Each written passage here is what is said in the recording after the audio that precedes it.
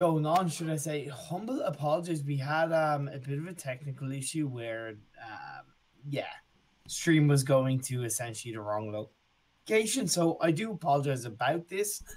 First evening stream jitters can happen. My name is Imperium. I'm back casting the Prestige Esports League Season 2. I'm being joined by the wonderful Hailey.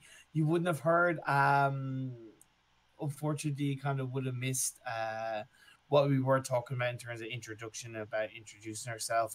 She is somewhat of an expert in PUBG Mobile, has a lot of experience being involved in a lot of various teams. But either way, Hailey, we are into this first game where we do see a lot of teams are looking to drop. We do see that wildcards have gone into the military base. You know, a lot of teams are scattered around. Plenty, I think, are going to head towards the George Pool area. But gives a bit of a scope of where your mindset is looking and where the teams are dropping. I'm very surprised by the amount of teams that dropped Promors, to be honest. There's like 3 or 4 teams there. I'm very surprised. It's going to be a lot of action there. Same with military base. Seems like most of the teams that drop military base are staying there instead of going Novo, which I'm surprised. Yeah, that's actually a really good point, because normally we didn't see teams. It was only in the later stages of the tournament that we saw teams dropping Primors to maybe just play a really safe early game. But yeah, as you pointed out, we're seeing at least kind of 2 or 3 teams happening around that Primorsk area and hopping around. But look at that first safe zone, Hailey. It's kind of edging more towards kind of Milta, Shelter Farm area. But we do see a bit of engagement if we can take it on around bit of action going on between Team 13 and in around that area. I think it's a team right, Team 10 and Team 13. They're looking to kind of stay a bit far away from each other, but they've got 4 kills already. They've taken out 1 team, has been squad wiped straight away in that Primorsk area. But Hailey, mention about that safe zone. What do you think about where it's going to end up and how it's going to look? It's tough. It could either end up staying north on the main island, or it could end up going south. But an early bridge camp here could really be key. So teams like Vision Gaming or Wildcard, if they can get out of that military base zone, camp up out by the bridge, maybe to the west side of that outside of the military base area, and then possibly wait for a couple of the enemy teams, or go the other side and, like you said, have that kind of bridge camp. It's going to be a little bit interesting. But the teams that have dropped by the George Pool area, they're going to have a long transport, a long way to get to that safe zone. Now, there is, in early stages, as we all know, plenty of time. Another 3.5 minutes until that blue zone is activated, and then even then it does take quite a while for it to kind of really move into that first safe zone. Either way, they're going to have a long way to travel, the guys that are in around the Severny area shooting range in north George Pool area, Hailey. Oh, absolutely. But we do see there's a little bit of action going on between Team 15, Vision Gaming, and Wildcards. Let's see if we can pan the camera, which is, we are currently on Slicky right now. The Wildcards team, that is Lucifer, Kagu, Slicky, and Hot Jukes. Hot Jukes leading the way so far. They don't have any kills, but they are doing a lot of damage onto Vision Gaming, being put under a lot of early game pressure by Wildcard. We are now focused on the Jagger. Hailey, surely they've got to get out of there, because Jagger is knocked out. He's losing his life quite heavily. They're going to be down to 2 players sooner rather than later. You're then going to have a Hot Jukes Wildcard led team bearing down along with Chaos. It's a 3-team scuffle. Yeah, this is going to be a great third party for Wildcard if they're able to take out teams while they're low. Yeah, we do see Ice has been knocked out in that vehicle by, I believe it was Wildcards. He is able to get out of it, but we do see Wildcards bear down onto that building top, trying to get the best of Wildcards, who are down to as I mentioned, 2 players. It looks like the Doc. The car has been blown up by Hot Jukes. Take no prisoners. Take no poop in this game. Hot Jukes, he was always one for being aggressive when we commentated, when we casted these games. He was like, look, these teams have got to make a move, and he has led that way. They've squad wiped Vision Gaming, put them into an early back situation, and with one member of Chaos left alive, he's going to be lucky to get out of that situation, Hailey. Oh, absolutely. He's going to try and just play it safe for the rest of the game, just to get that placement for his team. But if we can, yeah, if we as we can do see, the camera has now panned over to Team 13 explicit. They're in a bit of an area that is around Logic, around GK. Yes, they're spread out apart a little bit, but either way, they're all gonna want to start heading in towards the safe zone in the next couple of minutes. So that could give the likes of Logic maybe a bit more advantage, as they have a bit of a positional advantage. We do see that Greasy and Assailant are coming close to Drake in this situation. Mitch Dog has that scope on. He's waiting. He's primed. He gets that shot off. It's doing a little bit of damage onto that member of Team 14. I don't know if he's quite able to connect. He gets into car and he does knock him out. Greasy knocks out that member of Logic, doing that, that nice key shot. He took his time, Hailey. I like the fact that he just waited and he got those single shots off in a smooth, kind of, not really panicky way. Good job that's coming out from, Team 13 so far.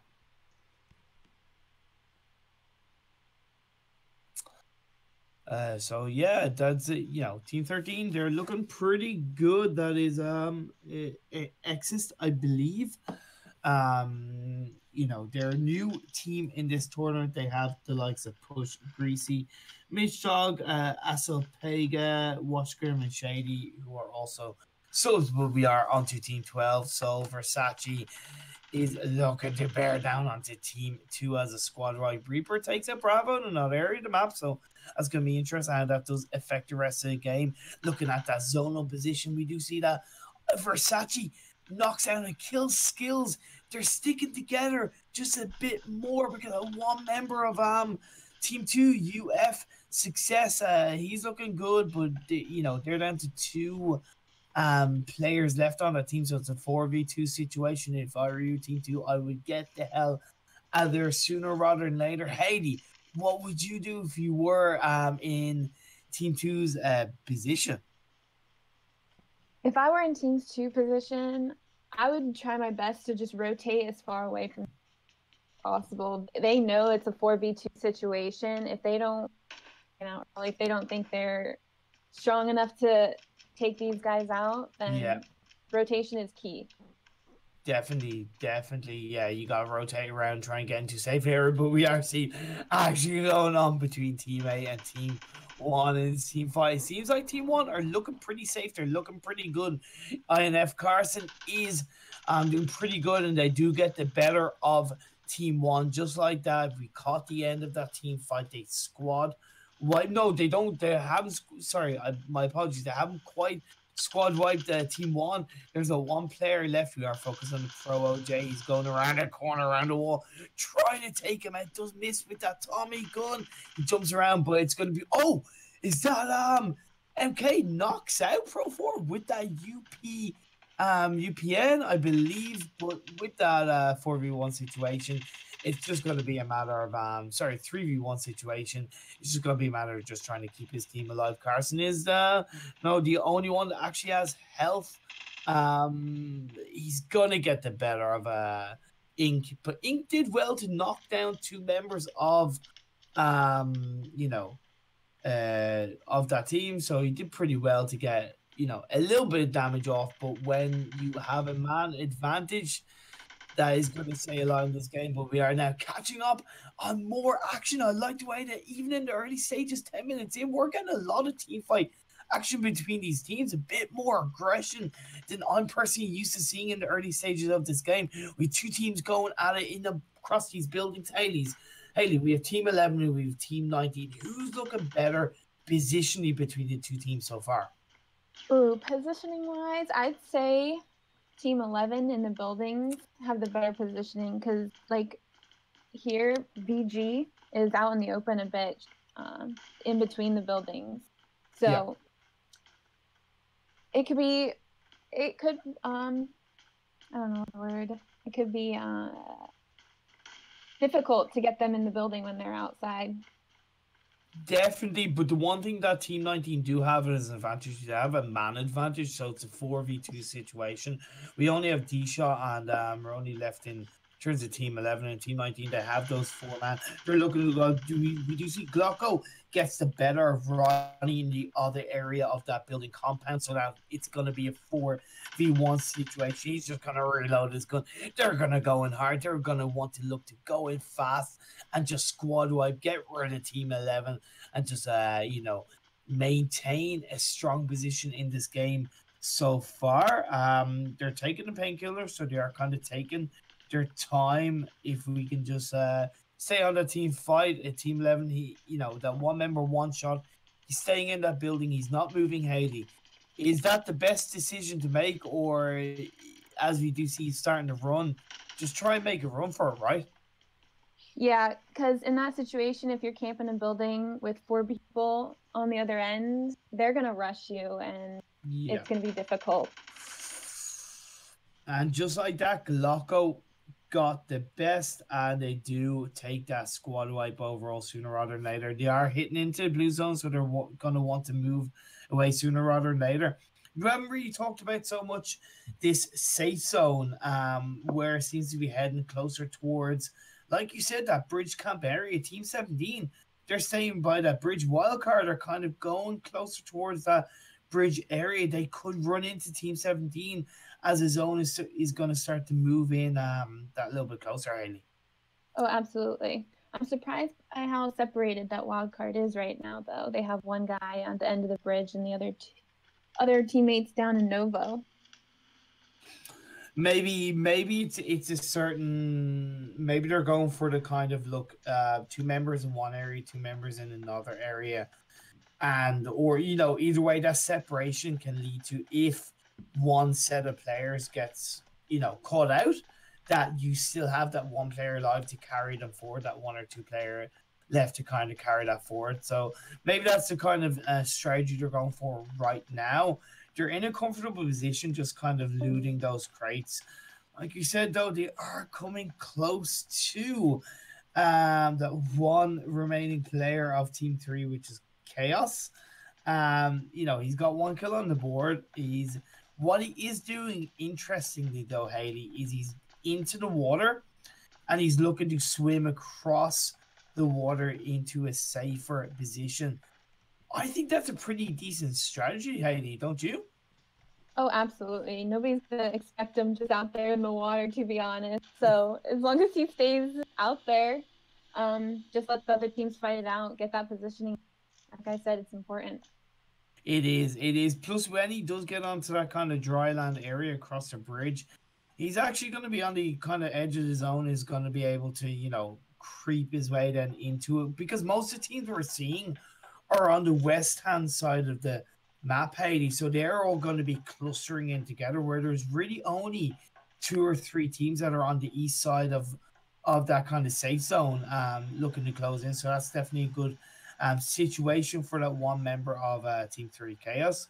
But looking over, we are focused on to Team 4 CTM Loons. They're just in that safe zone, but they do have a couple of teams around them, Hailey, and they are split. Like you mentioned, that Wildcards had in their own situation. We do see Steven is on his own away from the 3 members of his CTM team. But I think that's not a bad position to have when you have that feeling or have the idea that there could potentially be a lot of teams around you. So if as a 4-man team, Hailey, I don't know if you'd agree or disagree. Like if you're as a 4-man team, yes, you kind of give yourself the best chance of surviving in a team fight engagement. But if you don't survive, you're out of that game. But if you keep one member in a safer position away from the action, that can communicate in terms of positional zoning and is able to maybe lead the team to a further point in the game. But would you agree with that, Hailey, or how would you tend to do things in a situation like that? In my opinion, I feel teams are stronger and because if a team were to roll up on these guys right now, they're then in a 4v3 situation, and that one extra player could do a lot of help. But you could also use them as a scout. So it's always, it's tough. It is tough. It is definitely tough. But what teams in your minds are looking pretty favorable right now at this stage of the game, Hailey? I'd say the majority of the teams that have a 4-man squad, GKS is 4 people, SOL, Wildcard for sure. Good positioning, and they have the 4-man squad, so. Okay. I do like Northern Lights position right now. And what is actually interesting is they're in 2 vehicles. So they're split up between the 2 of them. So actually, sorry, my apologies. It's 3 vehicles that they have.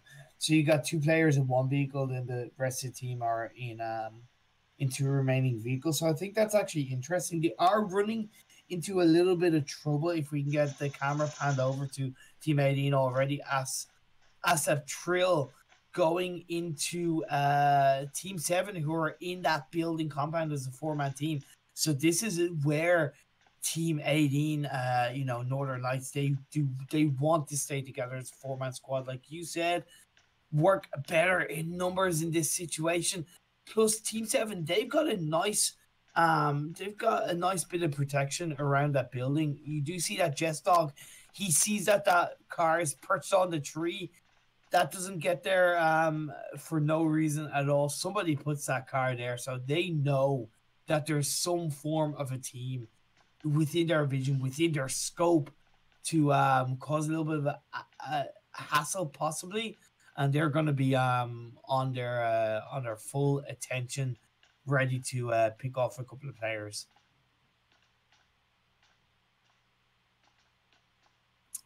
So, Hailey, like I said, Team 18, Team 7, they seem to be kind of close to each other.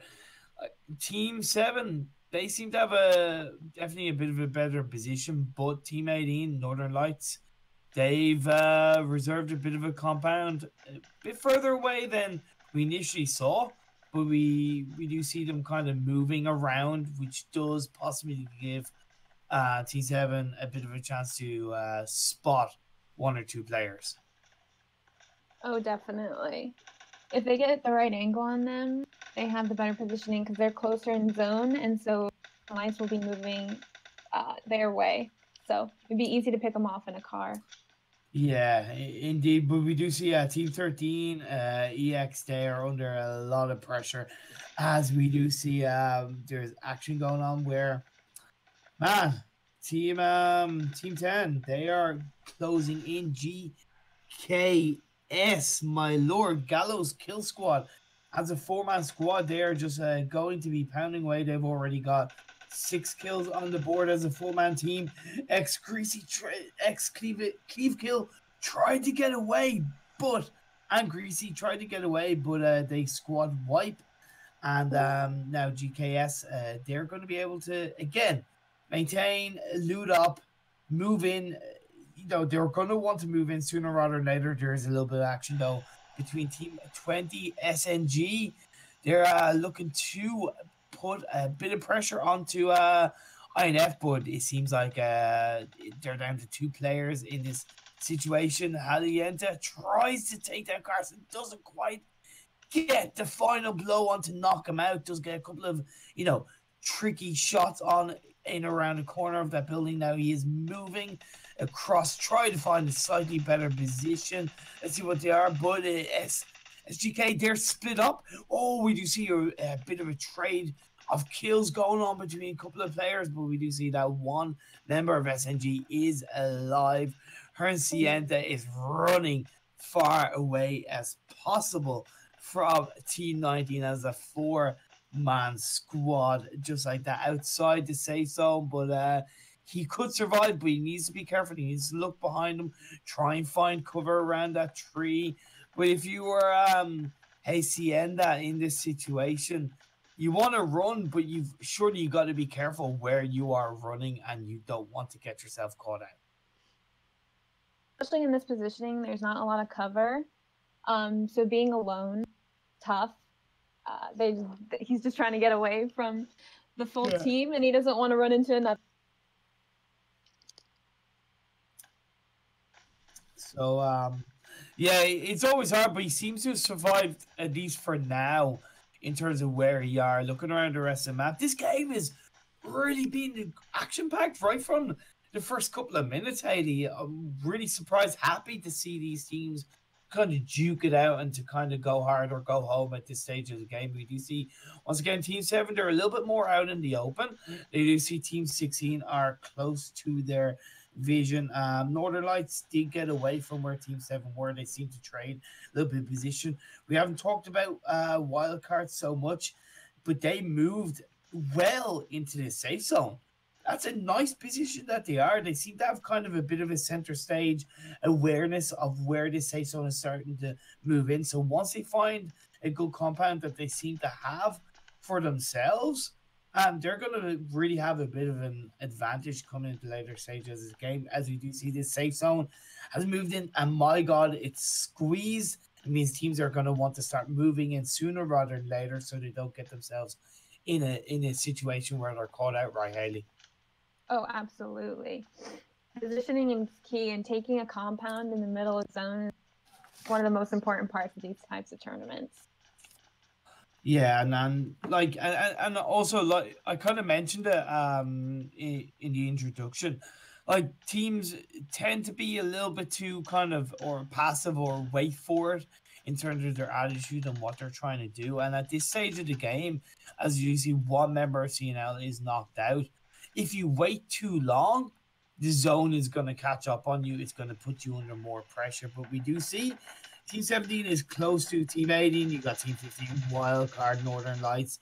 It's all starting to get action-packed. Lucifer takes a little bit of damage. Hot Jukes is just about alive. It's down to a 3-man squad of Wildcarders. They are looking to spot out Team 17 of CNL, but they've got to be careful because, like I said, Team 18 are around the position. Seagut is just doing what he can in this situation. Let's see where Slicky is. Slicky is looking quite good where he is. He's on full health as well. He's got the wall cover, and he's got the kind of tree cover as well with the leaves, so he's looking good with his car 98. Hailey, it's definitely getting tight. It's getting action packed because we've got a cluster around the drop zone of like 4 teams. Man, this is gonna start to get heavy. It's gonna start to get hard. Logic is looking pretty good, but we do see maybe if we can catch that action over, but it seems like it's outside the safe zone, and we do see that Chaos Mini is, I believe, on his own in this situation, just outside the safe zone. Yes, he is indeed. But we are still on Hot Jukes right now. As I said, my co-caster for Season 1, he talked about being aggressive. He talked about, go hard or go home in these situations. He's going to want to prove it, Hailey. He's going to want to kind of put his money where his mouth is. But they're playing for the late game zone. They're playing for the situation where the teams are going to come to them rather than wildcard chasing the teams. Definitely the best strategy in my opinion, Hailey. What do you think? Yes, definitely. Their positioning though is tough because there's going to be people from every angle coming towards their center zone. They have to watch their backs. Yeah, that's also another thing that they said now. Wildcard, they took out full squad that was Team 7. In the back of it, they ran it into car. So they are looking good. They're building up confidence. They know that there's 10 teams alive. 32. Slicky knocks out Gearless just like that. One shot, applies that bandage. That was such a beautiful shot with his car 98. Man, I saw that firsthand and it looked damn good, Hailey. That's the kind of shot that you want to put out. That's the kind of shot that is going to be make or break in these situations. Oh, absolutely. Destroying that armor or wearing them down, it makes it easier for the end game. Yeah, because that's one thing, you know, it's not just about kind of getting the kill, it's the preparation, like you said, breaking down the armor, essentially wasting the enemy team's resources. That's got to be key, right? Oh, definitely. What I'm just really curious as to what is going on between Me Team 19 too. and Team 20. Um, I don't know if Team 19 is this a matter where literally They one don't know does where he not is. see the other because they're not moving. So obviously you have Panda isn't moving, therefore in no way can it be seen. Just like they spotted. I don't know Oh, if that okay. I don't know if he was idle, like because he lost connection, or whether he was just literally sweating buckets, hoping he wouldn't be spotted. But that was definitely an interesting situation. Oh. It's like they were having a conversation with each other. But anyway, back to the action we do see outside the safe zone.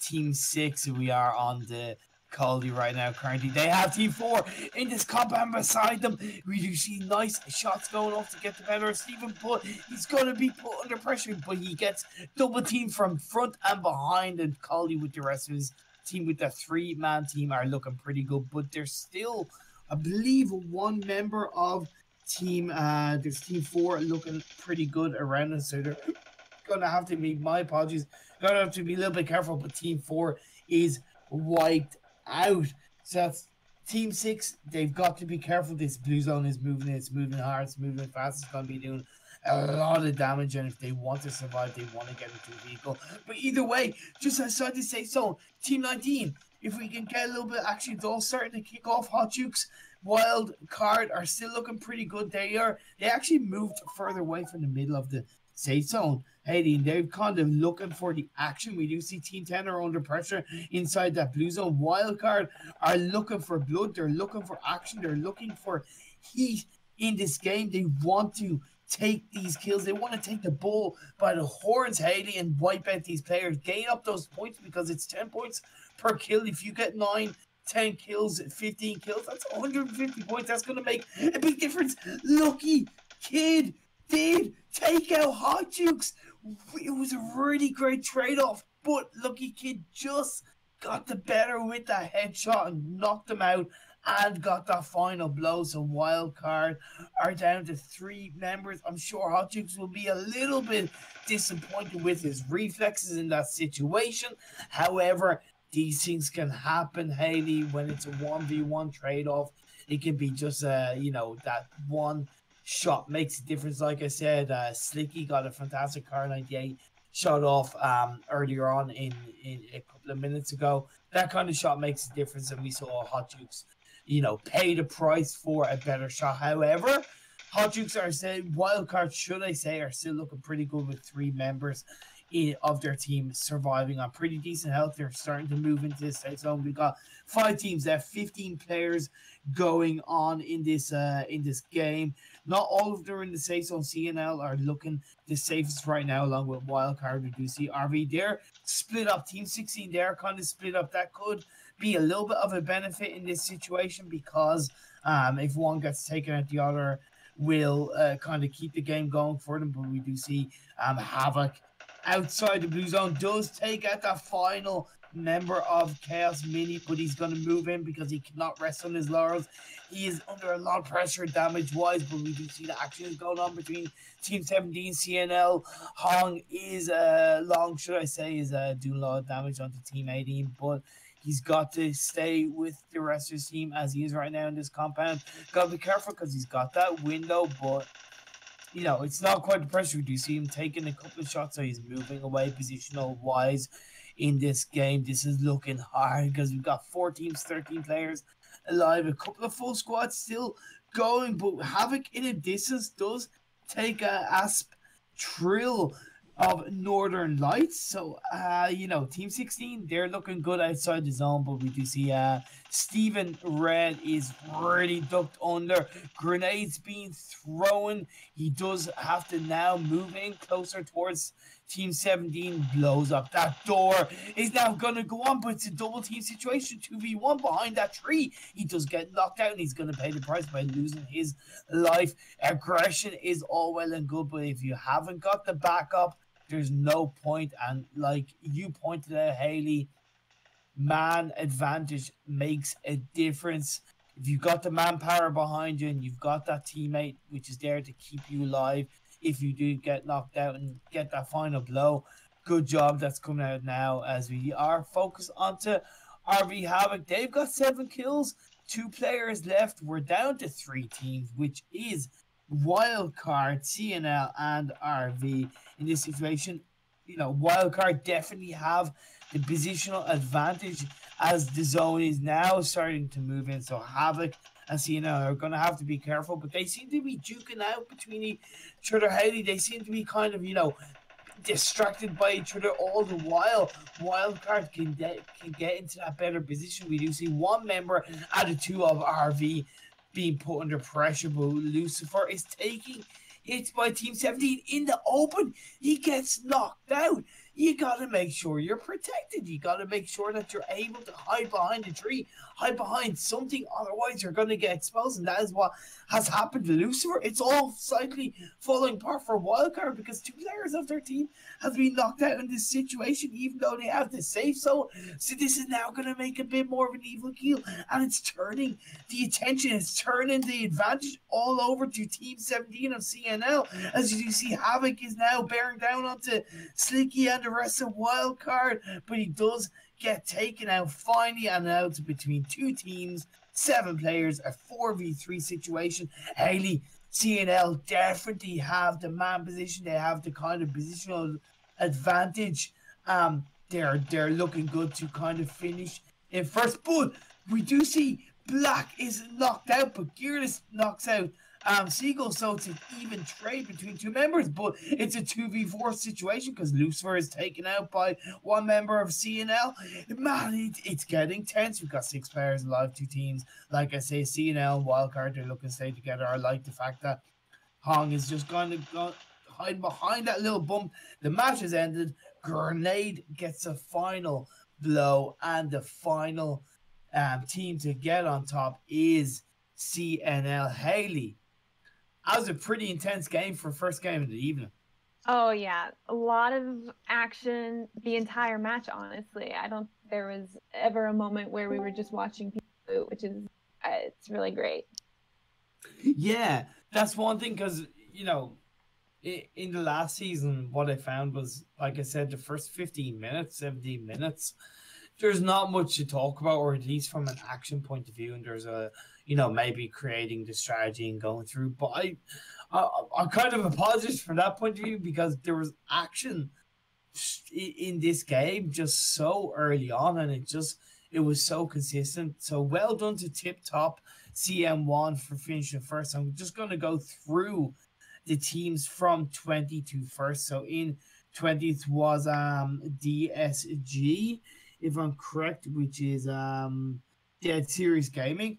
In 19th place was Vision Gaming, a really disappointing result for them. I'm sure they will want to improve on that. In 18th place is United Front. In 17th place was CK, which is, my apologies, Crownless Kings. In 16th place is KS, which is, my apologies, trying to just remember all these teams. Cobra's Elite. In 15th place is EX. In 14th place is SOL, which is Soul Clan. In 13th place is INF. In 12th place is Logic. In 11th place is RL. In 10th place is SNG. In 9th place is CTM. In 8th place is I believe VG. In 7th place is, not quite sure who that is. It is a Murder Team. In 6th place is GKS. In 5th place is Chaos. Put in a really good performance, especially Mini, to keep himself alive for that long in the game. So really well done for them. In 4th place is Northern Lights. Rounding up the top 3 is RV, Wildcard, and Tip Top Gaming taking that first place. Tip Top, they have seemed to definitely improve since last season. They started off a little bit jaunty in the last season, and they did get a little bit better, but they are starting this season too, Hailey, with a bang. Oh, absolutely. They're making a big name for themselves. But looking at the kind of kill wise, before we take it to a 2-minute break, some teams stood out in terms of their kill count. Tip Top, they only got 4 kills total, but when you look at the likes of Wildcard, they got 13 kills on their team. Like I mentioned, each kill is worth 10 points. So that's why I feel that being a bit aggressive can kind of overall maybe pay off a bit better, because we're going to see Wildcard, they will have got 90 more points in terms of kill wise than Tip Top. Yeah, kills can push you over the next placement. It's crazy how much for you in a game like this. So, was there anything that kind of stood out for you in terms of maybe a certain player, a certain team fight that kind of really made a difference for you?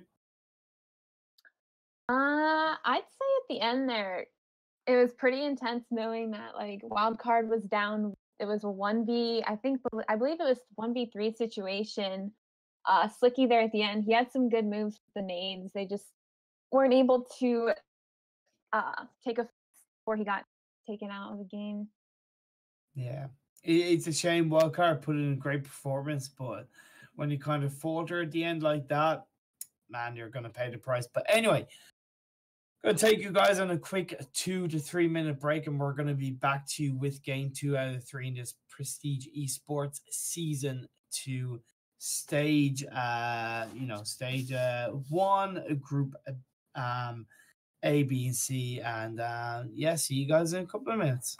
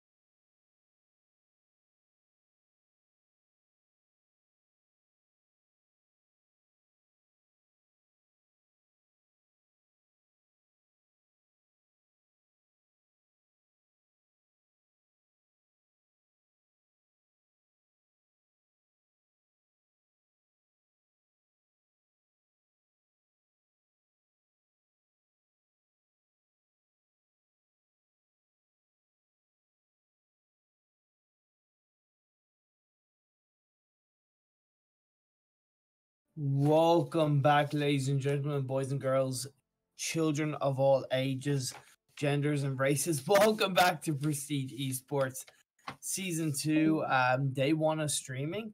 I'm once again joined by my lovely co-caster, Hailey, and we have Game 2 of the Stage 1B, I believe, if I'm not mistaken. If I'm correct. Stage 1A, my humble apologies. Is it Stage 1A or is it 1B?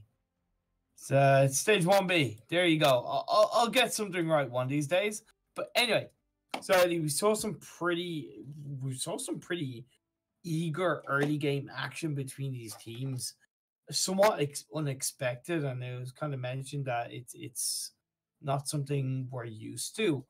Do you think it's gonna be the same this game, or do you think maybe teams are especially teams that had a bit of a rough first game and had a bit of a bad performance, they're maybe gonna want to be just a bit more passive? Yeah, people in Group B that may not have done match there, they're probably gonna play it a little safe this game. But in Group C, we have some of the most aggressive teams in the game, I'd say. So it's going to be really exciting to see what they do. Yeah, definitely. Like I said, it just really surprised me. Of course, the Say Zone did play a key part because there's a lot of teams that were scrambled together, in the mid part of the game where the zone was starting to close in on the west side of the map, coming from the likes of the North George Pool area. But like I said, these teams are going to want to do what they feel is best for them, despite what the likes of myself and you think. But I suppose asking you that has that kind of competitive experience, that has that pro clan experience, it's interesting to know what the general mindset is going into a game like this, and what the general strategy and formation of where the team wants to go in this game. So Hailey, if we, looking at where these teams are now going to start to drop, do you think we're also going to see a bit of a pattern of teams dropping in generally the same areas each game? I do believe so. I feel like most teams have an established place they like to go to that they feel comfortable with, and they're going to stick with that for most tournaments. Yeah. But sometimes I feel that if you do that, it means that you run the risk of being caught out because teams know you're going to land there and can possibly hard engage at the start and actually shut you down. We didn't see it much in the last series of in last season of the PESL, but when it did happen, it made a big difference. Like, it did happen to gangsters who are well known to land in North George Paul. But when they got caught out there, they did pay the price. But yeah, it's going to be interesting to see a lot of teams now dropping. A couple of teams dropping in around Pachinki area. Last one standing. Man, they're going in hot, Hailey. Yeah, I know a lot of the LOS guys, and their favorite place is Pachinki, so I'm really actually not surprised if they hit there. Okay. Well, look, they're He's contesting them there. Well, yeah, exactly. But then again, if teams don't like dropping in the hot zone, then there's not really going to be a hot zone. But it's going to be interesting. Good few teams landing around the school area. That's going to play a big part in the early stages of the game. Early pistol fights going on as Mitch Dog is getting the blows onto a couple of members. I think the Team 16 is, but behind them, Mitch Dog does get the knockdown onto one member of Team 16, so that's going to be good, but he's still got to be careful because you do see, now, there's support coming on, but behind him, Mitch Dog gets knocked out by, I believe it's Pain, but it's going to be interesting, but he's going to be recovering nicely as Team 13 with the rest of his team do get a couple of kills on board. So early action going on around the school area. That's also a bit of a hot zone as well for teams. And it's, as I said, it's amazing to see how aggressive these teams are in the early stages of the game, Hailey. Oh, absolutely. It makes for good content. It does. It makes for good content indeed. But looking at the kind of position, Team 13 seem a little bit split up right now. Whereas if we do look Team 8, they're looking pretty good.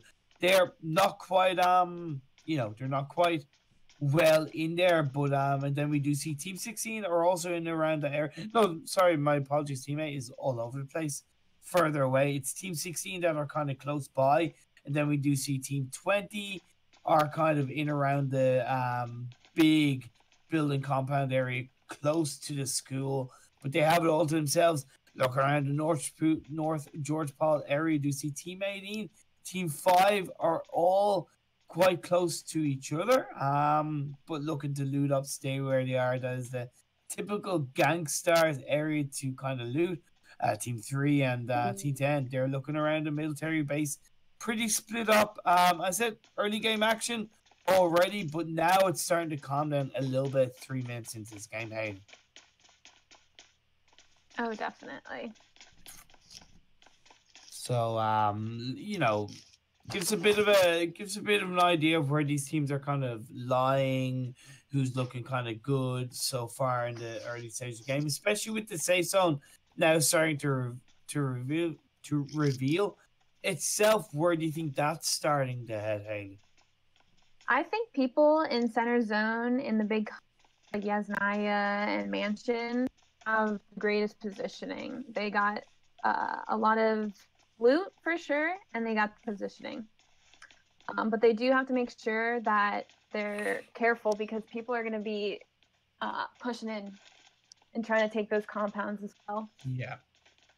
Yeah, we do see as we are on Team 16 in school area, they know that there's a team around them. It's a 3v2 situation though, so Team 13 looking good. We do see a knockdown all around the place, but God, being that God he is, but no, he gets shut down, and that's a squad wipe, and Team 13 just about survived to tell the tale with 3 members of their team. So that's where man advantage makes a difference, Hailey.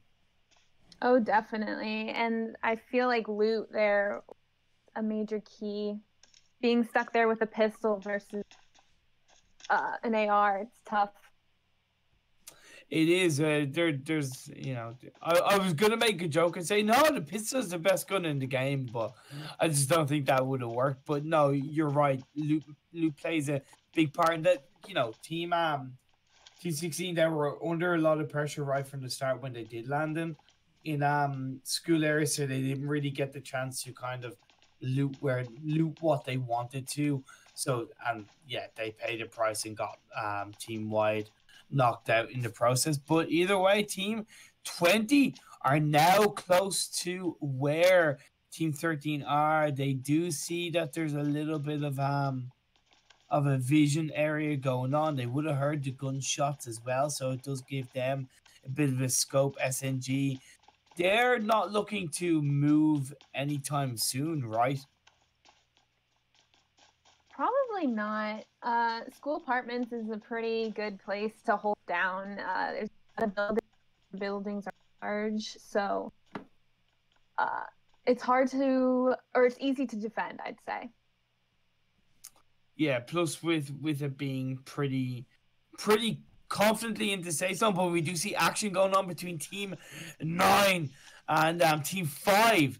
Looking at it going on, we do see DSG, they're overall fairly good. All 4 members of their team alive and as well, but with 1 member down of Team BS, they got in that car and they got out of there. 3 players left in that team. So Team 9 now have North George Pool to themselves. So overall, good result for Team 9. Oh, definitely. They do have to make sure they're worrying about Team 18 if they know that they're there, because RV is going to be pushing in to get to zone. They're going to be going either right past or right towards that team. You are dead right, Hailey. That's something that we could see play a part later on in the game. But Team 10, we are focused on as a four-man squad. They're out of vehicle. They are there's a team close by. I'm sure Team 3 looking to get into a bit of engagement. They've got the building compound. We are focused on Cody at the moment. He's scoping around. He's getting that kind of, map-wide vision out there, trying to spot a couple of enemy teams in that area. He's getting shot. So, it's vision all around as one team has spotted the other. So now we could have a bit of a team fight engagement between the two teams. I don't know if it's going to be the wisest we are on Zoom at the moment. Now we're just getting a bit of a scope overview. Team 3, Team 10, they get into the vehicle and they get out of there. They don't want that team fight engagement. They don't want to get into that situation, and they are getting out of there. Wise choice coming out from them, right, Hailey? Oh, absolutely. I'd say TG is probably one of the strongest in the entire game. And so take that fight such early in the game is pretty powerful. Yeah. Some would kind of say it's kind of being a bit passive, but I think that's just intelligent gameplay at this stage of the game. It's don't put yourself in a position that one you really feel you can't get the better of, but don't put yourself in a position that you're not comfortable in within the game. Play your own game, and then when you do need to go hard, you do that. And other than that, it's just kind of doing what is good for you. But we are on Team 20 SNG, who are still in the school apartments. They are still scoping around that school building to where Team 13 are, but there's no real look so far. Phaser with that lovely scope of gun. Actually, we haven't really talked, Hailey, so much about the guns in PUBG Mobile. What guns are looking kind of the most popular or the strongest at the moment in the game? I find that the AK is probably one of the strongest for ARs. 7.62 ammo, and it's really powerful. But Uzi close range has been super big in a lot of these tournaments, especially with rushing buildings. Yeah, it's high fire rate, so when you're pushing buildings, it's super easy to take out people before they even get to shoot off one shot. Okay, but I thought the UMP would do a better job, or is it just the UMP has slower fire rate. Okay.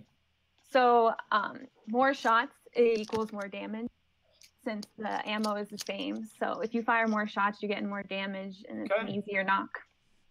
That's interesting, because at least based on kind of season 1, the Uzi was just a somewhat of a noob gun, so to speak. So it's actually interesting how the gun meta is evolving and changing. Also, when it comes to the sniper rifles, what sniper rifles are looking pretty good within the game, Hailey? M24 is one of my personal favorites. Since it's become just a normal weapon instead of having to get it in the crate, it's one of the most powerful snipers by far that just spawns. But it's hard because you need to get that headshot to get the knock. You only got one shot before you have to reload. Yeah. So. Yeah, so it's kind of only got one shot. Do not miss your chance to blow, in the words of Eminem. But we are focused onto Team 3 TJ. My apologies, TG.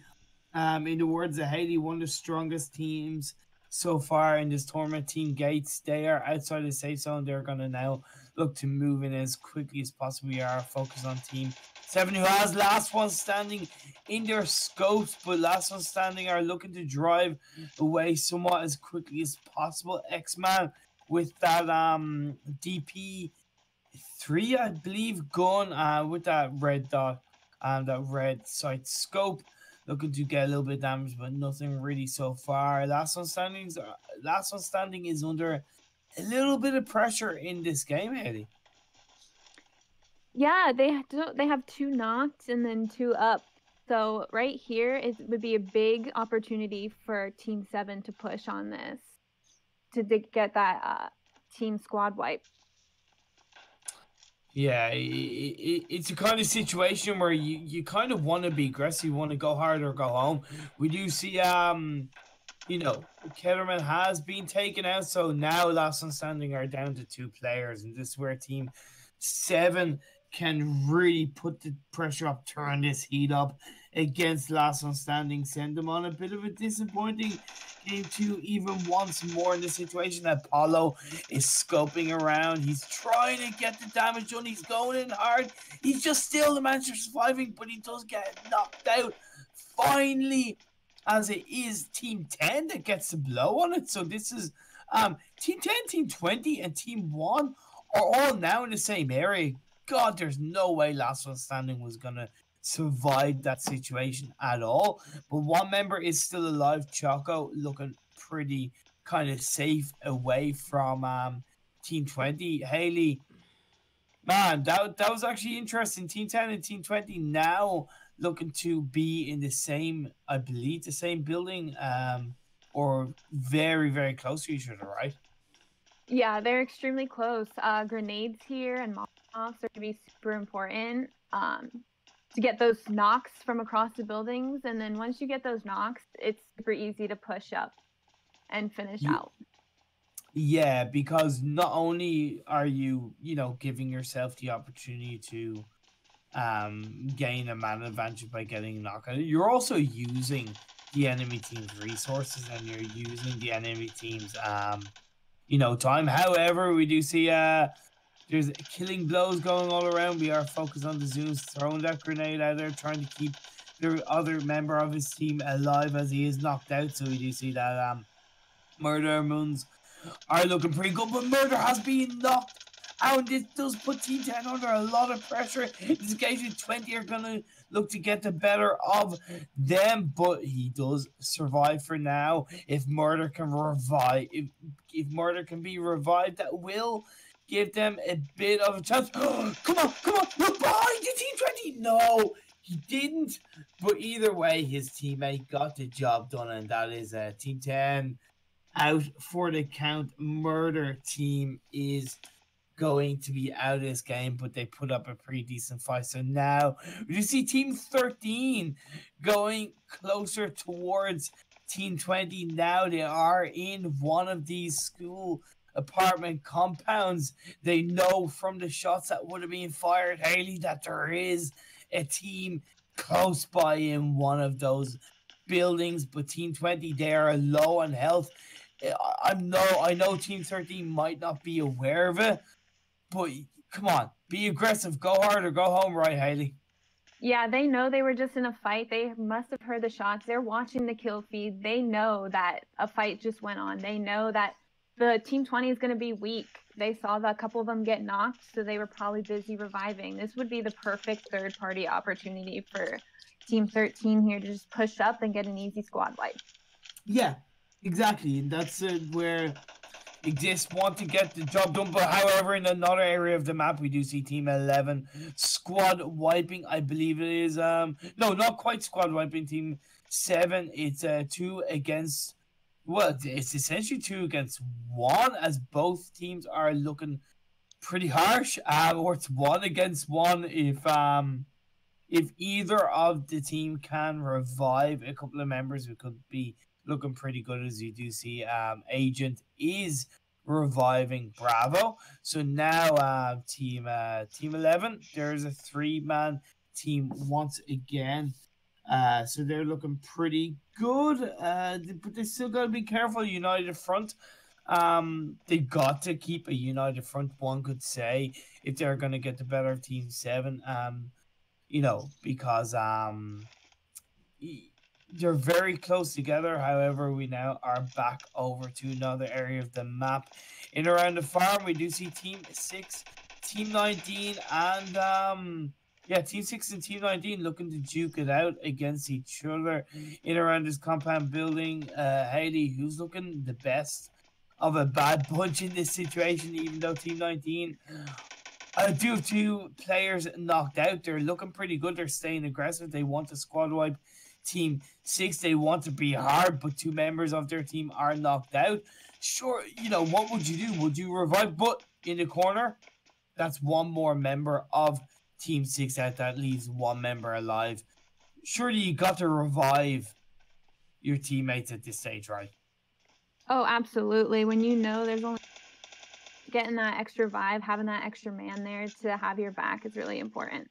Yeah, exactly. And you just give yourself better opportunity. However, the final member of Team 6, Spotson, he's not moving. He's not really kind of running away. He wants to kind of get those pot shots on. Maybe he's now looking to, yes, he's thrown a smoke grenade out there. Smoke grenades are so important. They're so key. They're so divisive to try and survive in this game and to try and, you know, get yourself in a better position. If you could throw a key smoke grenade out there, Hailey, you know yourself, man, it's such an underrated item within the game of PUBG Mobile. Oh, absolutely. Especially in end games when you're out in an open cover, smoke grenades can get you to the end. It can be super important. So, you know, what is interesting is now the school apartments are just outside / inside the safe zone. So we're going to see in the next minute to 2 minutes where the blue zone starts closing in. The teams are going to naturally want to move away from the apartments. This is where the action might kick off. So would the teams, you know, what would you do? Would you kind of, you know, be aware of this and kind of maybe go, look, maybe we need to start an engagement now so we can survive and get out, you know, get into the next safe zone in a bit of a safer situation? For sure. They know that there's another team there. They want to try and get a couple knocks, maybe get them so they can either push the team and finish them or rotate out and get to the safe zone, put themselves in a better opportunity or a better position. Yeah, exactly. We did see one team just kind of in a vehicle go straight past where Team 20 is Team 13. Plus, when you kind of keep on waiting, like I said, it's a bit of a tunnel vision, Hailey, where you're so focused on that compound area where you see an enemy team. What you're doing is you're giving the other teams essentially a chance to get into a better position in the later stages of the game, right? Oh, absolutely. Any team that's now moving into center zone, taking one of those center zones, in position compared to the ones that are barely on the edge of zone. And yeah. So that's something that these teams have got to be aware of. We're now on to Cado of TG, looking not too bad. Team Gates, they have a lot of good players on their team. You said one of the strongest teams right now. That car 98 coming out from Cado does spot Team 18 in this next building. He's going to be communicating with the rest of his team.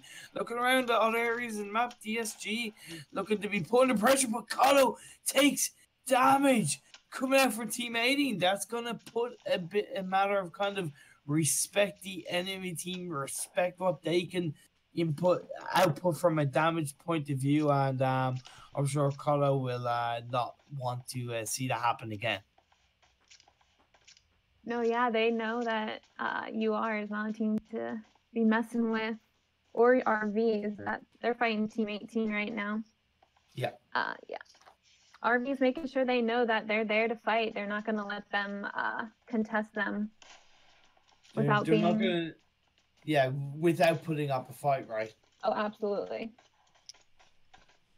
So, this is Relentless Valor. They were a team that showed good promise in Season 1, so they're back to kind of put in, a bit more of an aggression in terms of Season 2. They still got all 4 members of their team alive. However, Hydron is now looking to heal up. See, this safe zone has now been, shown, and it's quite a distance away for the likes of Team 13 and Team 20.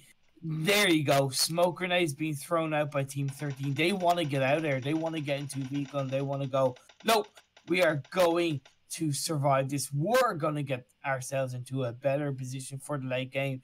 See it to Team 20, and putting Team 20 in a situation where they're going to want to get out of it as well. So that's going to be interesting where they both end up. So looking at kind of the safe zone, where do you think where do you think it's kind of going to end? Do you think it might end on the riverfront of Yasnai? That would be pretty crazy if it did. I don't know if it'll fall up that north. I feel like it's going to be a field, the field around, or the outside of Yasnaya there, with that possibly that one compound in the middle there being in zone. So anybody that takes that compound is going to have the advantage. Okay, that's really good input. Going to see how that does play out for these teams. We do see, Team 5, which is a Northern Lights. One member has been killed, so they're down to a 3-man team.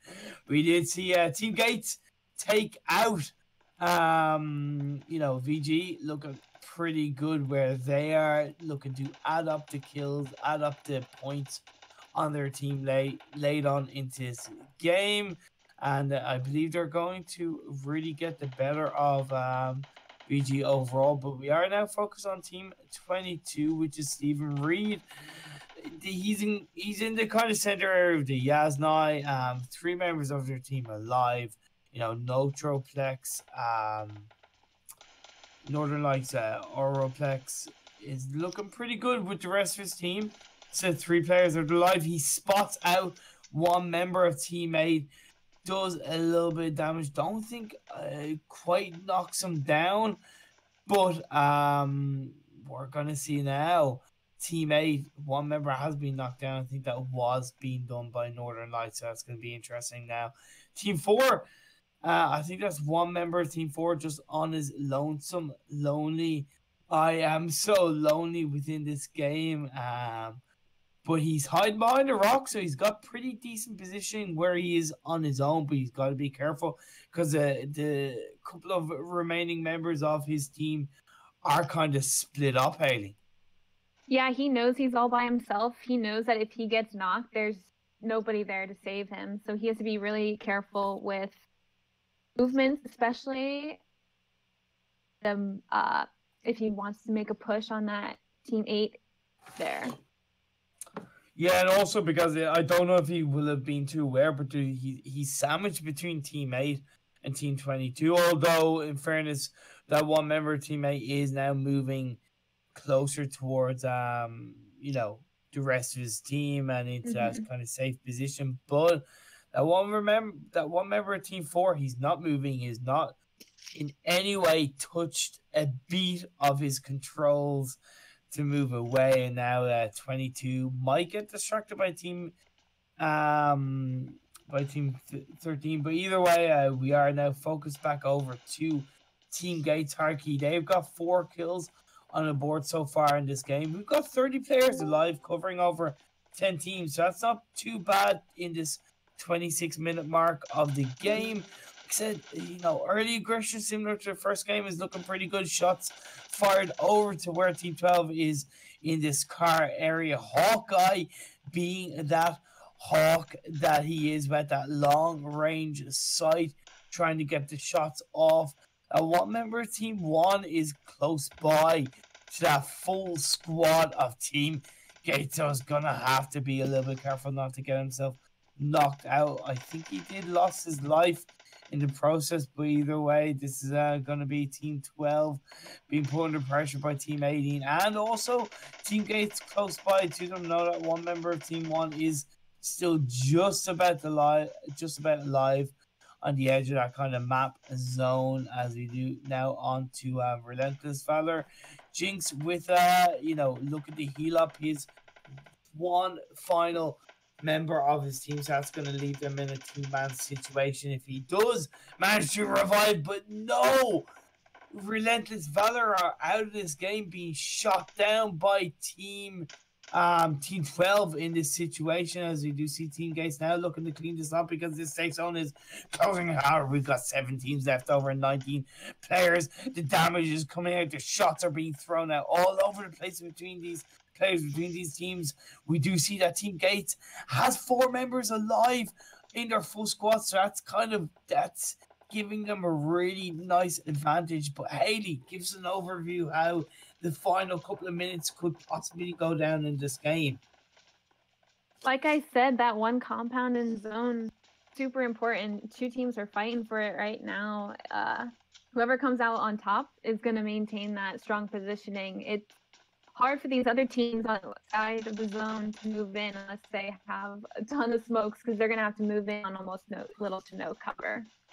Yeah, that was a really great prediction. You called it, you got it right, and this is where Team 5 are looking kind of the strongest right now. There is a couple of there's some threats around them that they've definitely got to be careful of. But like I said, we're focused on Cotto Team Gates right now.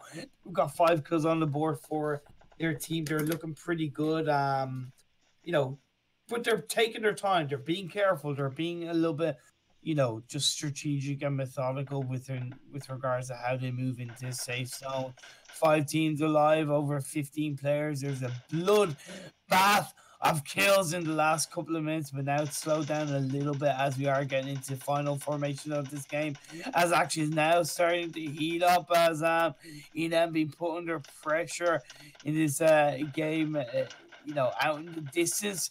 Maybe not Wildcard, Team Gates are looking to put a little bit of pressure in this game, but let's see what goes on, as we do see one member has been knocked down in team the team over there in Team 2.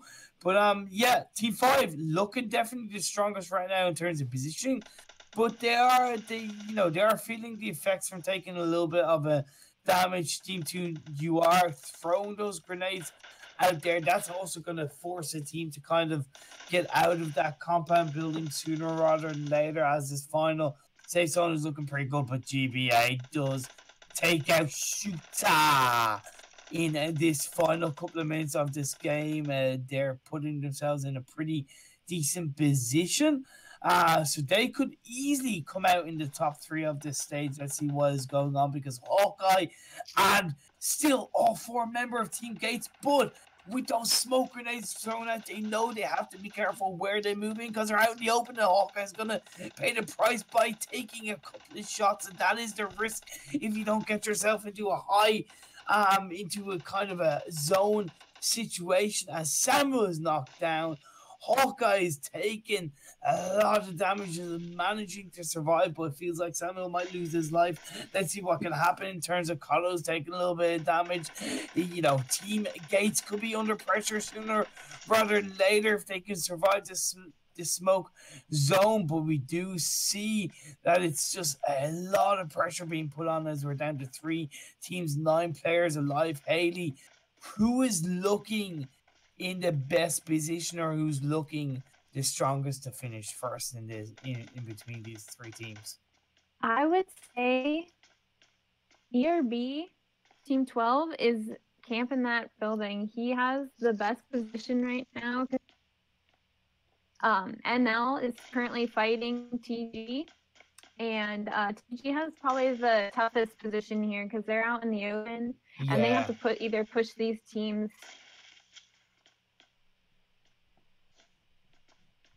Yeah, they kind of do indeed, but I do like where Northern Lights are placed. They are under pressure from a man point of view. They have 3 players, but one of them is knocked down, so that's something that's going to have to be on their mind. As I said, still 3 teams, 7 players alive. Bandages are being applied by Team Gates. Cotto trying to just be a little bit careful where they are, but now he's healed up just a little bit more, so now he's going to go into this building compound area outside the window, just looking to zone in, try and find a position to catch out Northern lights because that zone is tight. It's close. It's not really much room to breathe. Fantastic headshots coming out from Cotto to get that knockdown, to get that shot off against Northern Lights. They're looking pretty good, but we do see TG being put under pressure on their own side of the game, and the match has ended. Hailey and Team Gates, they come out on top. Yep.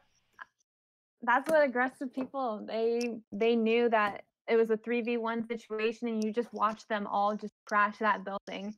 And that's essentially what got them.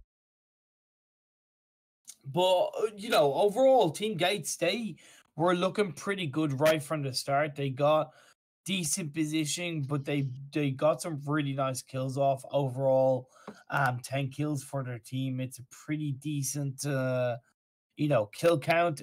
And to finish first on top, that's definitely not a bad thing that went on in this game. But other than Team Gates, any teams or players that kind of stood out in that game, even in good ways or bad ways? Hailey, what was your overall kind of view of the game that we just had? I thought it was a really interesting game. A lot of aggression, different good plays and good positioning choices by most of the teams. You saw how like ERB at the end, they pushed up through the field to take over those buildings, got them that second place positioning. Yeah, very interesting game. Definitely interesting, and I'm really excited for game 3 that's going to be coming up in a couple of minutes. So on that note, we're going to take you guys to a quick 2 or 3 minute break while we get this final game of the evening set up for you guys. So don't go anywhere, and see you guys in a couple of minutes.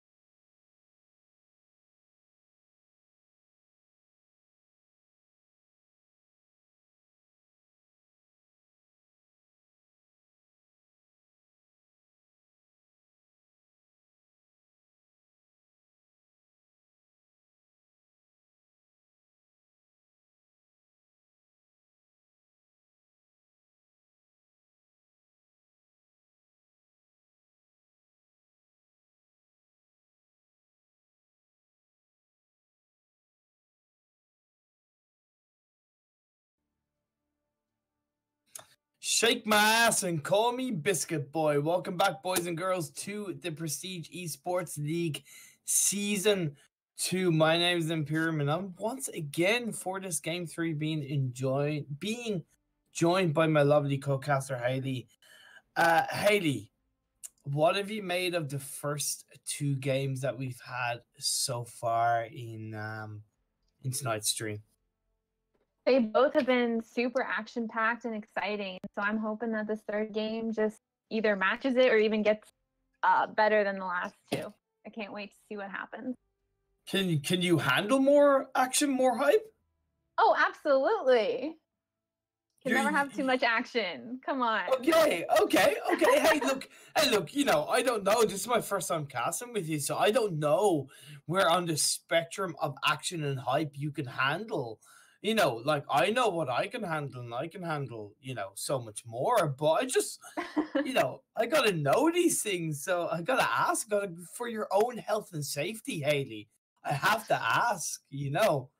But you are dead right. The action has been really surprisingly aggressive in the early stages of the first two games. Game 3 is just as important though for these teams. We've seen some teams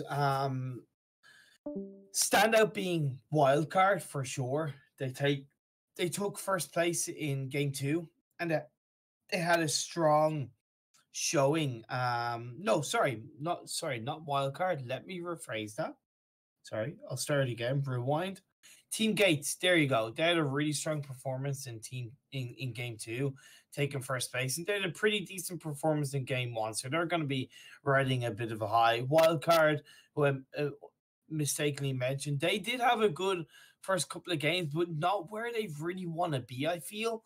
Hailey, so I'm sure they might want to take a different kind of strategy, maybe a little bit safer for the late game, but time will tell. As the playing trajectory is very central to the map and is favoring the kind of George Pool area for these teams. A lot of teams are dropping around there.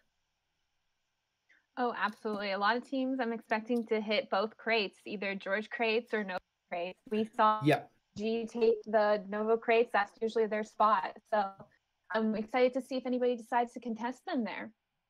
Yeah, it's definitely going to be interesting indeed. Last one standing still on, they've dropped around Pachinki area. You mentioned it in the last game. That is where they do like to drop. That's their kind of hot spot, and they're reaping the benefits once again because they're the only one landing in the area. Good few teams are landing in the school area, though. Team 9, Team 14, Team 7, and Team 12. Maybe possibly going kind of past there, but either way, they're around the Roshawk/school area. We do see Team 7 going straight away for that school kind of spectrum, you know. They're actually going further past. All right, no, they've turned around. My apologies. They've turned around and they've gone towards the school building area.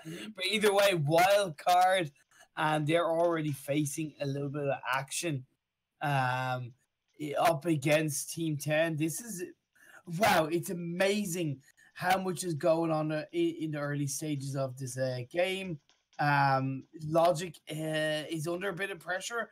They're losing a couple of players on one part of the game, so that's going to be really interesting. But we do see that GSK, Rain, Trigger, Team 11, Team 10, and Team 15 are all facing up against each other in this kind of George Pool area buildings. You got to be careful, though. You don't want to be too much out in the open, Hailey, or too much on the roof. And if you are, you want to be very, very careful what you're doing. But Wildcard Slicky is looking not too bad in where he is in this game. They have an idea of where Team 11 are. We do see him covering behind that doorway, trying to fire those shots off, but then all on the other side. Crossbow action coming out from Pasta. That's an unusual gun to be using, right? Oh yeah, definitely. It's probably honestly the only thing he has at this moment, and he's just trying to maybe go for the dope headshot that takes out one of the wildcard members with the crossbow. Well, hey, look, you know, you'd be hailed some form of a hero if you do get that done. But did see Hot Jukes throwing out a grenade to try and create a bit more of a distraction, put Team 11 under a bit more pressure. But like I said, you know, if you're not going to push in hard, you're just playing a bit too much of a passive game and possibly wasting the likes of grenades or even ammo in the early stages of this game, which is something you don't want to do. So either go in hard, I feel, Hailey, or just kind of play it safe and loot a bit more of an area for yourself. But either way, these teams are close together. Slicky is kind of is on his own individually on top of the roof. He's being joined now by one other member, but that's something he's going to have to be careful of. We did see Team 14 do a pretty little bit of decent work, taking out one team, I believe, so they've been able to survive that quite nicely. Getting a couple of 3 kills in the process, so that's pretty decent coming out from them. I believe it was Team 12, ERB. They got the better of them quite heavily, but Dylan has managed to survive in this game. Hailey, that safe zone, it's really favoring similar to the last game around the Pollyanna area / Roshawk. Oh, absolutely. It's almost identical to the last zone we saw in the last game. So taking any compound or any building in Naya right now, especially since it's center zone, it would be really important because it's actually unlooted, although because they don't have the same views we do, but there's a lot of loot there in the Asnaya. So if one team does decide to like just roll up in there and they notice that all the closed and it's unlooted, free loot, can't complain. Indeed. So we are now on Hot Jukes at the moment. Team 15, they're still wildcard. They're still in around that building. They're still looking for Hot Jukes. Turns around, he gets knocked out by Kenny. He's gonna lose his life in the process. What do you do, man? You don't go into a building on your own. But we do see his teammate Seagull does seek revenge. But man, don't go in. No, Seagull's gonna get knocked out from the stairs. But with a little bit of support from the rest of his from another member of his team, he's just gonna be knocked out for now. Lucifer is under a little bit of pressure in terms of his health is low. Sticky's on solid health, and he's going to look to go into that building and then just revive his team. But Team 11, they're a 4-man squad. They're looking pretty good. They've survived that kind of they survived the headache, and we do see God on Team 11 does put a little bit of pressure on that situation. And just one thing to point out though, in military base area of this map, Team 5 and Team 8 are kind of going up against each other, which is Team 8. Team 5 Gates, the winners of the last game. They are definitely putting Team 8 under a little bit of pressure in this game. But we're going to see more action coming underway in the North George Pool area, with Wildcard managing to get the better of, so far, at least of Team 11. But they've got to be careful because it's only Slicky that's left. It's only one member of his team. He managed to knock one down. He knocks 2 down. He's on a rampage. My friend, my lord, with that low health, he's doing what he can to keep himself alive. He gets a kill onto one member of Rain, and he gets a squad wipe. Slicky, you absolute beast of a hero, keeping Wildcard alive, Hailey. That was huge right there. Slicky taking on that team, getting those kills. That's huge because got some extra points for his team, and especially now that he's solo, it's going to be really important, all the points he can get. He's also going to have essentially free reign of all the loot from the corpses of his enemies, and even of his teammates. But that's really impressive stuff coming out from Slicky. What I noticed is that he seemed to be very composed with his movements. He seemed to just kind of, not jolt around too much. He just, even though the moment's fast paced, he took his time within that fast paced moment. If that made sense, Hailey, and that really helped him execute the kills. So that's really really well done. But he's gonna have to be careful, in my opinion. He's gonna want to really kind of be careful where he moves forward, because he's got Team 19 and Team 16 all around the area. If we can maybe pan the camera over to the action going on in the military base area of Team 8 and Team 5, which, as I said, involves Team Gates, which is the winners of the last game. They're still five.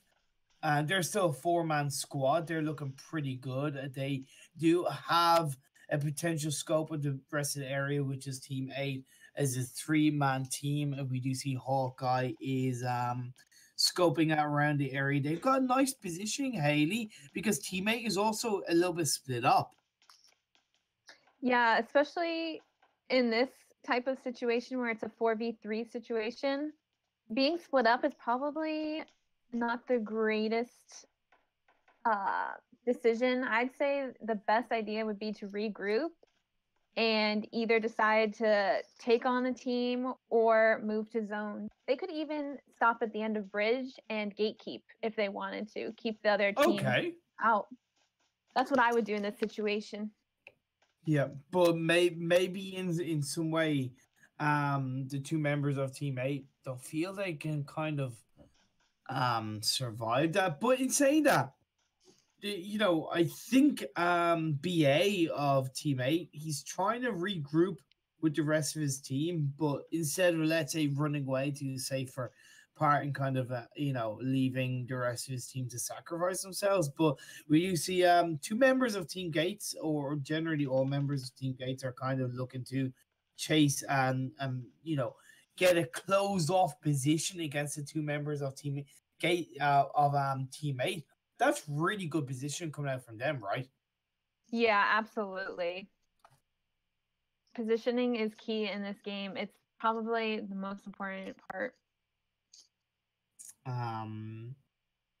We do see that BA is trying to get good vision, good scope going on in this game, but he's just gonna have to be careful now. We do see the blue zone is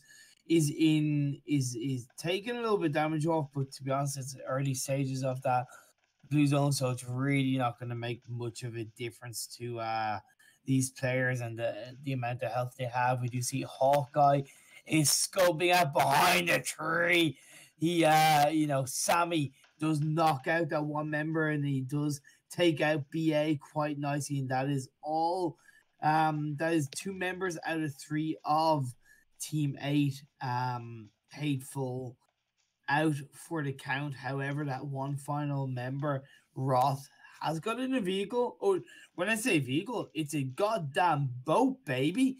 And he's just going to get out of there as quickly as possible, go over the water, across the next bit of land that he can, and then get into safe zone. So even though it wasn't the wisest choice, and I agree with you, to split up, it has meant that he's at least kept the team alive by splitting up. So you could say it was kind of pretty successful for Team 8, Hailey.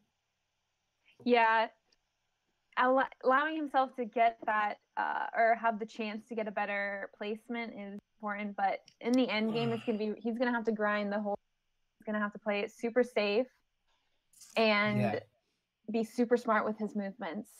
Yeah, definitely, he's gonna have to grind hard. But we are now on to Team 4 of VSG, Mike A8. Who's, they've got Team 1 close to him, last one standing in the Pachinki area with the blue zone moving in. The rest of his team is now looking to join him because he's not really moving. He's staying where he is because he wants the rest of his team to be close by to him. He wants to kind of have that support because I think they have a feeling that somebody could, one team could be kind of camping around Pachinki area, especially if they've done a little bit of research and they have an idea that the last one standing likes to, really take cover in that Pachinki area right from the start. But this is going to be interesting. Mike A8, I don't know if he is having a connection issue. He did take a painkiller, but he hasn't really moved anywhere since. Last one standing, they have that vehicle in the particular, so they're going to be able to make a quick getaway sooner rather than later. And it seems like he's picking up the rest of his team and moving out into the zone. Let's see what is going on. Hailey, gives an overview of where these teams are lying, how these teams are looking in this kind of 13-minute stage of the game. I'm really impressed with a lot of the team movements, especially those who have already got zone. It looks like it's going to be a mansion, and honestly, with the circle, it could possibly be Naya, but any teams that are in those center compounds, whether it be mansion, Naya, are going to have the upper hand. Which, and I don't know if there's a correct answer for this, because I know it can vary depending on the play style and stuff like that. But looking between kind of mansion, Yasnai, prison, and kind of shelter, where is the kind of the best area for the zone to end up? Oh, I would say Yasnaya, because a lot of teams can be in Yasnaya in a small circle with all the different buildings, and it keeps it interesting because at the end you could have teams in a tiny circle all in different levels, different buildings. It can get pretty interesting. Okay, that's yeah, I do like that. Yeah, I kind of like that. That kind of feedback and that little bit of a point of view. I would tend to agree with you in fairness. Especially from a caster point of view, it makes for some really interesting play. But now we are on to team 3, which is Inc. Looking pretty good so far. You said he's good. They've got that mansion zone. A little bit open wide where they are in terms of being up on the roof. However, they've got good side, they've got good position, they've got safety in terms of numbers with 3 members of their team, covering that compound quite nicely. Not all 4 members are completely together, so that's going to be interesting, but I don't think they directly need to be there right now. What is interesting, last one standing has gone straight for the Yasnai area, so maybe predicting a bit of a Yasnai zone finish, but getting a couple of those buildings in terms of loot, in terms of safety, could give them a really nice advantage in the later stages of this game. But then looking in the background, Team 14 now starting to move in quite into the safe zone later, sooner rather than later. The likes of Team 19 are going to have to do something in terms of the bridge. But we do see now Team 4 is starting to take a little bit of damage and a little bit of health. They're starting to feel the heat, feel the burn as they are sandwiched between Team 6 and Team 17 in around just outside the shelter area. So that's going to be interesting. They do have that nice Vision Gaming, they have that nice big building that they're able to kind of duck behind and provide a decent bit of coverage as the shots are firing out between Offbeat and Hazy outside that compound, looking towards Team 17, who are feeling a bit of pressure as well on themselves, so they're going to have to be a little bit careful. Like I said, in between Team 6 and Team 17, so Vision Gaming have got to be, pretty good with their vision. One could say they've got to be aware of what's going on around them, because Team 6, even though there are only 2 players, Team 3, my apologies, even though there's only 2 players in that team, hearing the shots being fired by Team 17 and Team 4, that can give them a good scope for where to go and where not to go in the zoning of this game. But yeah, talking about the zone, we're going to start to see the next zone, Hailey. So, this is going to play an interesting part with these teams now starting to move in. We're down to 13 teams, 46 players alive. Seeing a slight bit of a passive, bit of the game right now, but now the zone has been revealed. Tell me a little bit where you think it's going to be heading. Ooh, it looks like it's going to end up being some sort of field circle. It's going to be hard because there's not a lot of compounds in this circle, and especially as it gets smaller, it's less likely to have compounds. Anywhere center is going to be super key. Just establishing that center circle and being able to defend it is what's going to really be important. Well, it is benefiting the likes of VSG and Team 17, Team 6, even Team 3 and Team 2 right now, because they're quite close to where the kind of central zone I think is going to be, or where it's going to end up.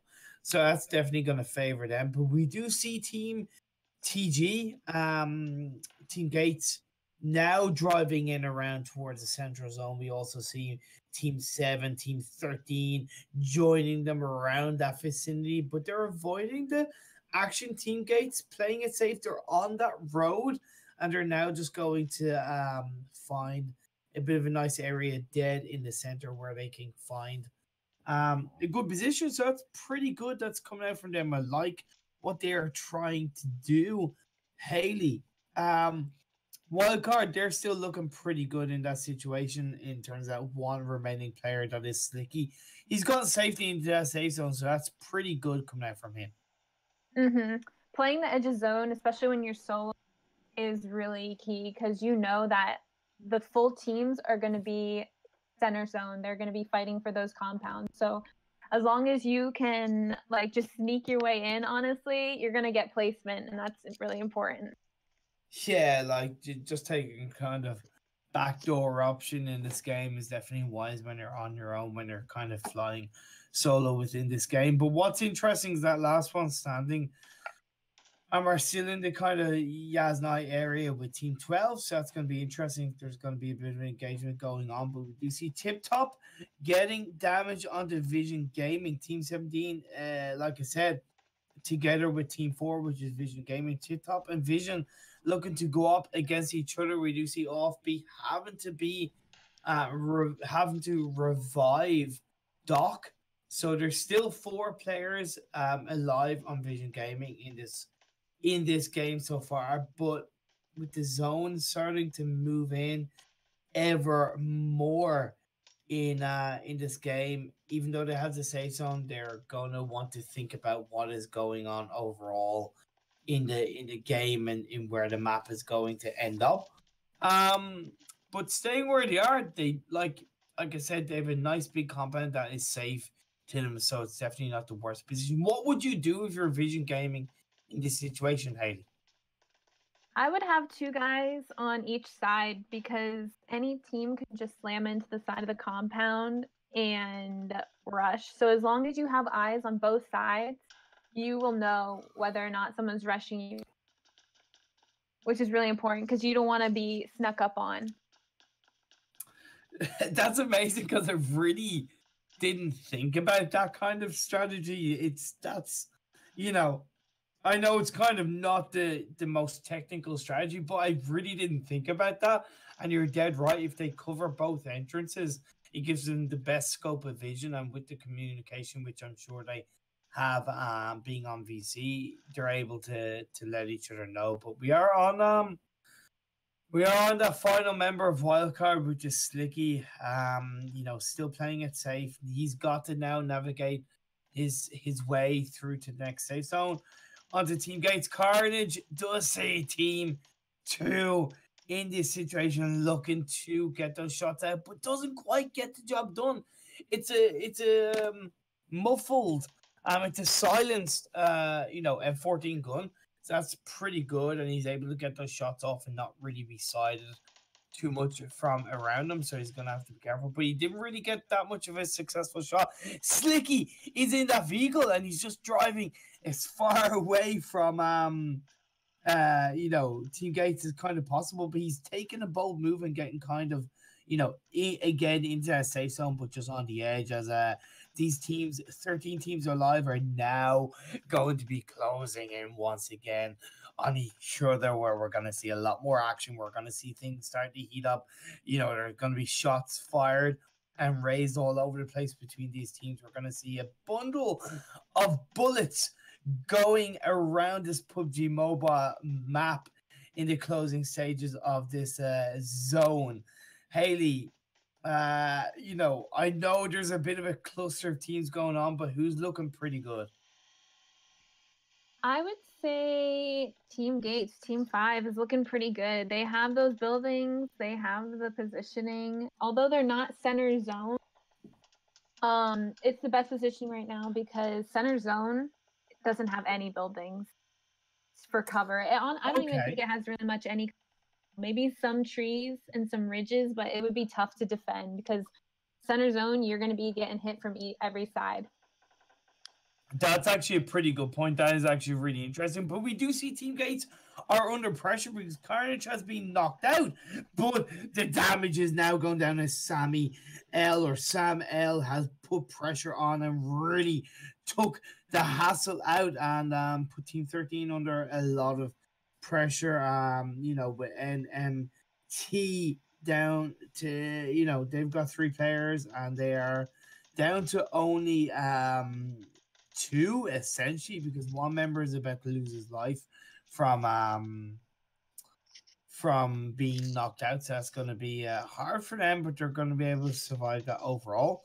As yeah, more action is going on outside or just on the edge of this safe zone, as Team Gates are throwing out those smoke grenades already, trying to heal themselves up, being aware that they're slightly bit exposed, especially because they've got Team 2 just around him. I saw a grenade being flying out, but he's managed to kind of you know, survive that. As we do see Gabriel is taken out, Michael, and the play zone is being taken out. Has been doing its work onto one member of KS, I believe, in this game, but we're down still 13 teams with 38 players live, so it's going to be interesting. Sam L just scoping around, trying to get that good little bit of vision. Now he's going to get the damage done inside the blue zone and takes out and gets a couple more kills on the board for his team. Now they're now going to look to move into the safe zone. Man, right near close to Mansion, Tip Top are looking, you know, somewhat decently in this game. Hailey, a lot of these teams are actually outside the safe zone. That's playing a strong part, even though we've got another 1 minute until it does start moving in. When it does start moving, it's going to be moving hard and fast. One thing to point out, though, is that Slicky, the only member from Wildcards, is inside that next safe zone.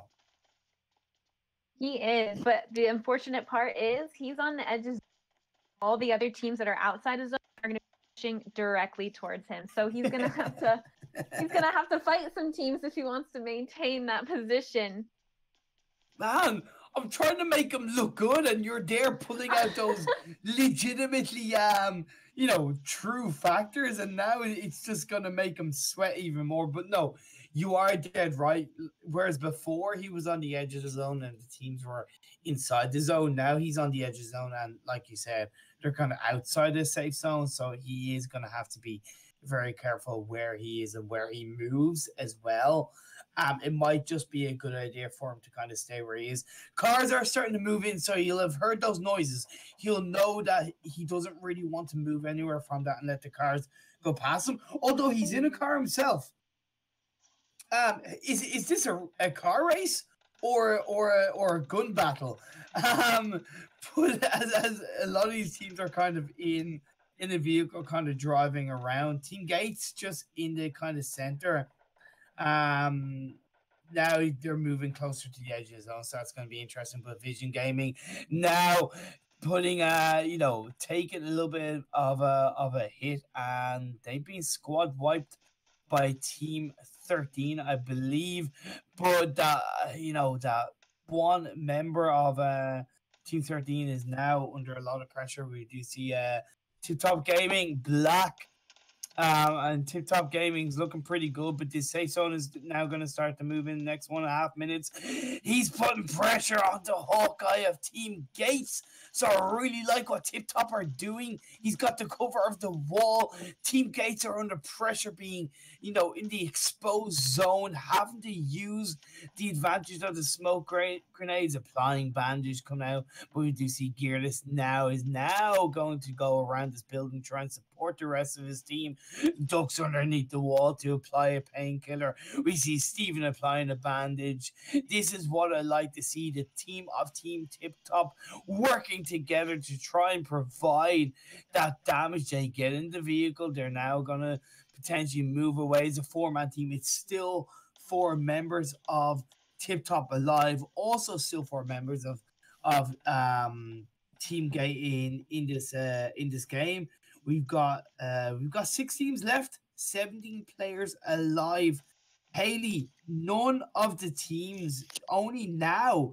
What's interesting is the teams are starting to move into safe zone, and I think that is because you rightfully mentioned there's no real compounds for them to stay under cover. Yeah, and there's little to no cover. This is where a part of the map where there's barely any trees, which in this kind of thing or in this kind of situation, trees would be extremely important for cover. Yeah.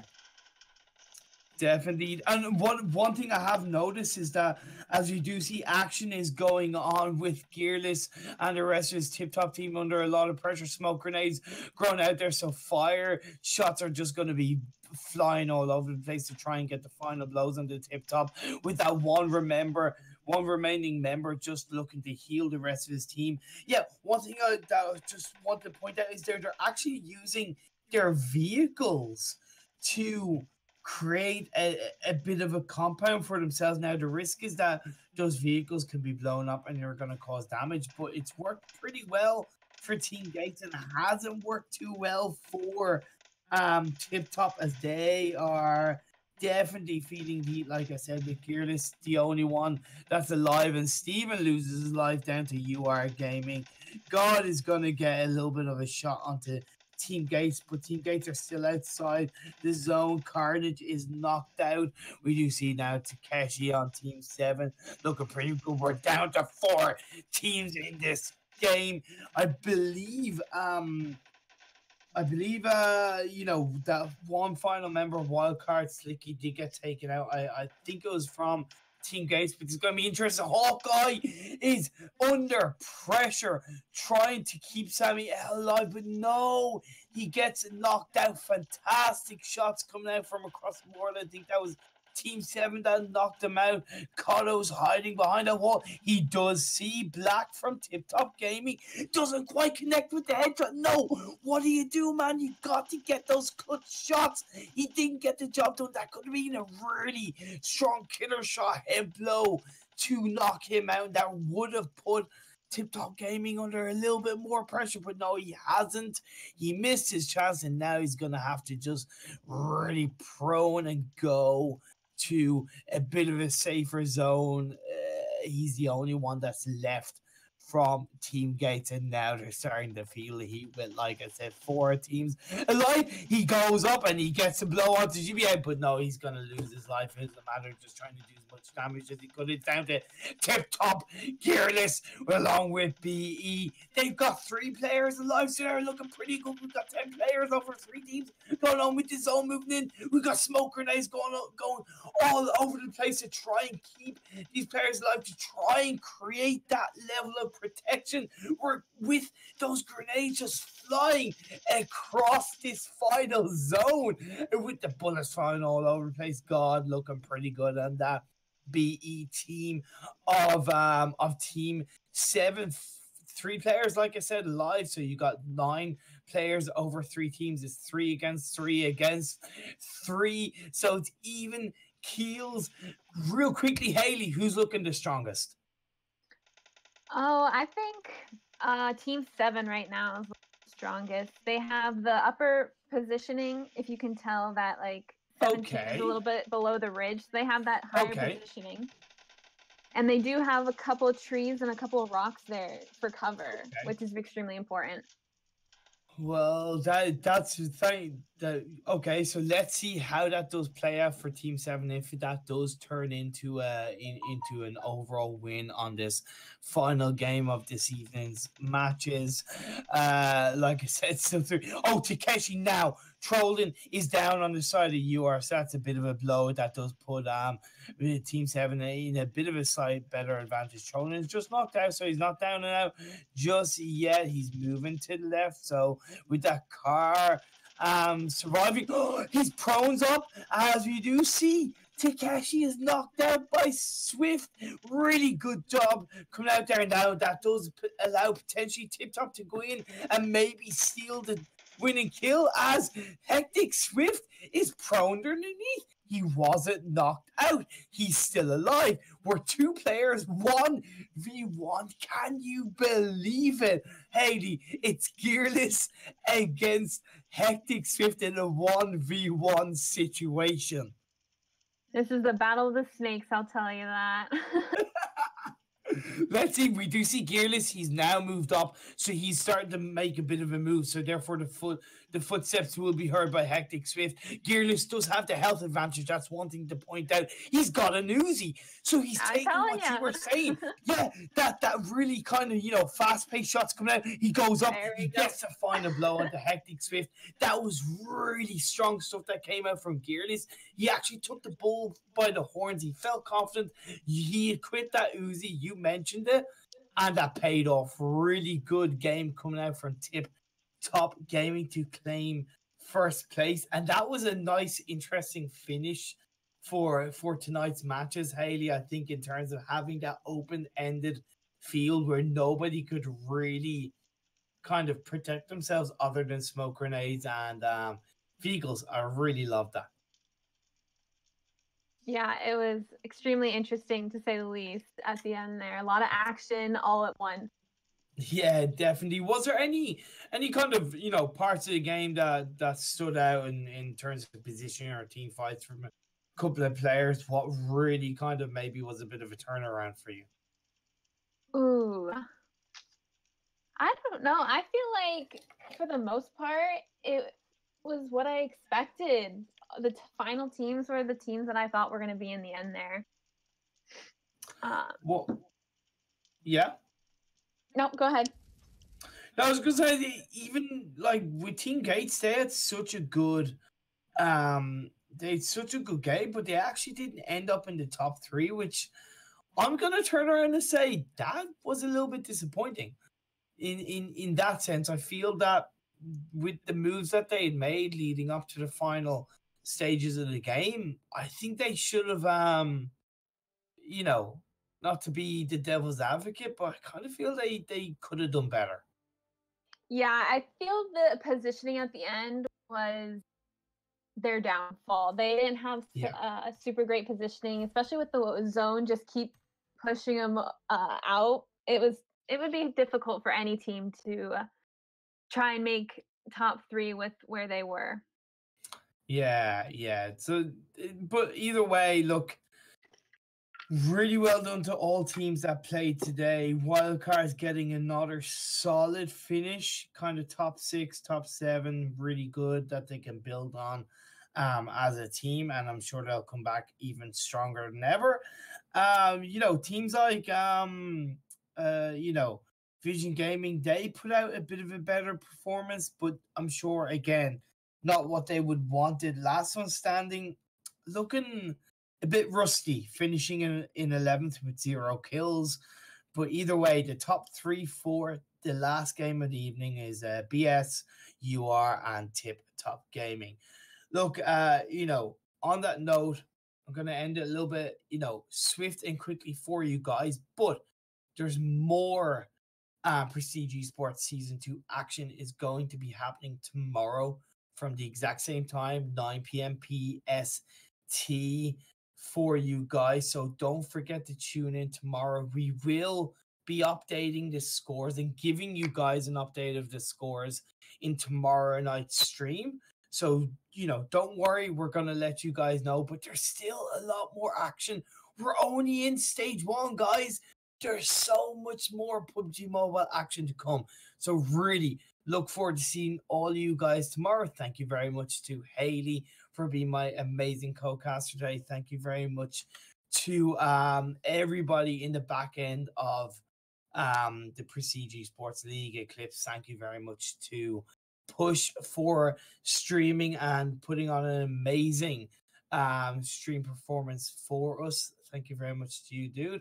And more importantly, thank you very much to every single person that's tuned in, viewed, supported the league, and hope to see you guys in the next couple of days. So my name is Imperium, and like I said, tomorrow 9 p.m. see you all there.